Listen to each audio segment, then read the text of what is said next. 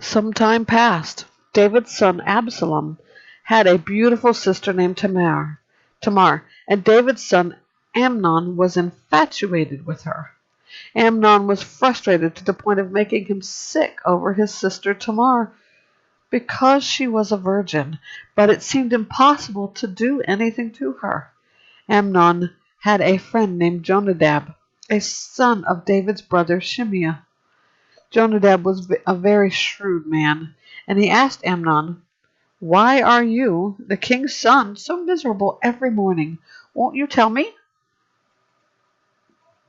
Amnon replied, "I am in love with Tamar, my brother Absalom's sister."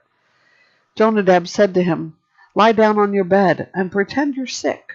When your father comes to see you, say to him, 'Please let my sister Tamar come and give me something to eat. Let her prepare food in my presence so I can watch and eat from her hand.'"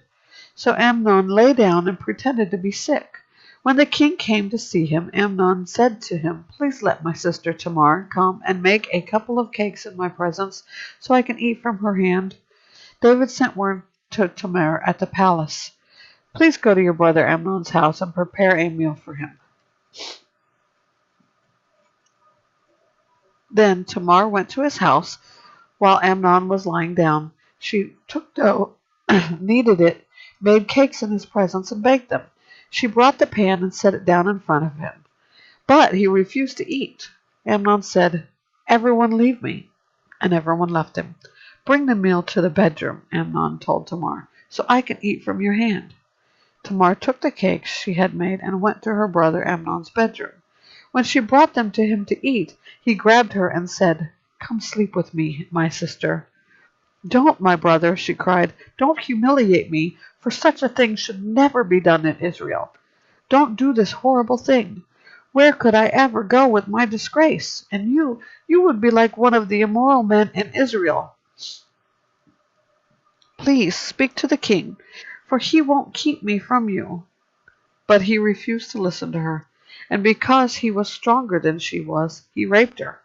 After this, Amnon hated Tamar with such intensity that the hatred he hated her with was greater than the love he had loved her with. "Get out of here," he said. "No," she cried. "Sending me away is much worse than the great wrong you've already done to me." But he refused to listen to her. Instead, he called to the servant who waited on him, "Throw this woman out and bolt the door behind her." Amnon's servant threw her out and bolted the door behind her. Now Tamar was wearing a long-sleeved garment, because this is what the king's virgin daughters wore. Tamar put ashes on her head and tore the long-sleeved garment she was wearing. She put her hand on her head and went away crying. Her brother Absalom said to her, "Has your brother Amnon been with you? Be quiet for now, my sister. He is your brother. Don't take this thing to heart." So Tamar lived as a desolate woman in the house of her brother Absalom. When King David heard about all these things, he was furious. Absalom didn't say anything to Amnon, either good or bad, because he hated Amnon since he disgraced his sister Tamar. 2 years later, Absalom's sheep shearers were at Baal-hazor near Ephraim, and Absalom invited all the king's sons. Then he went to the king and said, "Your servant has just hired sheep shearers. Will the king and his servants please come with your servant?" The king replied to Absalom, "No, my son, we shall not all go, or we would be a burden to you." Although Absalom urged him, he wasn't willing to go, though he did bless him. "If not," Absalom said, "please let my brother Amnon go with us." The king asked him, "Why should he go with you?" But Absalom urged him, so he sent Amnon and all the king's sons.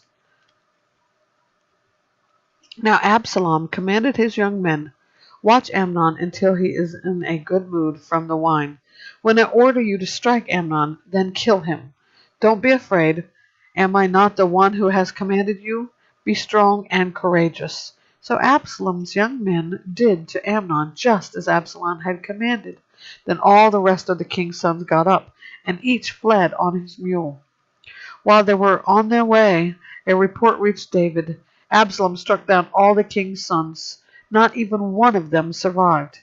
In response, the king stood up, tore his clothes, and lay down on the ground, and all his servants stood by with their clothes torn. But Jonadab, son of David's brother Shimeon, spoke up. My lord must not think they have killed all the young men, the king's sons, because only Amnon is dead. In fact, Absalom had planned this ever since the day Amnon disgraced his sister Tamar. So now, my lord the king, don't take seriously the report that says all the king's sons are dead. Only Amnon is dead. Meanwhile, Absalom had fled. When the young man who was standing watch looked up, there were many people coming from the road west of him from the side of the mountain. Jonadab said to the king, Look, the king's sons have come. It's exactly like your servant said. Just as he finished speaking, the king's sons entered and wept loudly. Then the king and all his servants also wept bitterly. Now Absalom fled and went to Talmai, son of Ammihud, king of Geshur, and David mourned for his son every day. Absalom had fled and gone to Geshur, where he stayed 3 years.